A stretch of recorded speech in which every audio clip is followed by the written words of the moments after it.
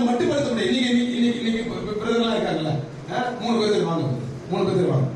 இப்போ ஆண்டவர் வந்து இவருக்கு 1 ரூபா கொடுக்குறாரு, எஜமான் இவருக்கு என்ன பண்றாரு, 1 ரூபா கொடுக்குறாரு.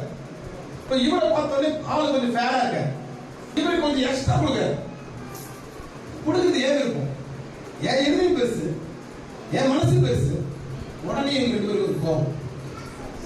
என்ன ஆண்டவரே, எங்களுக்கு 1 ரூபா, இவருக்கு மட்டும் என்னுடைய பொருள், என்னுடைய மன்னிப்பு, என்னுடைய இரக்கம், என்னுடைய கிருபை, என் தயவு, என்னுடைய நீடிய சமந்தம் என்கிட்ட இருக்கு.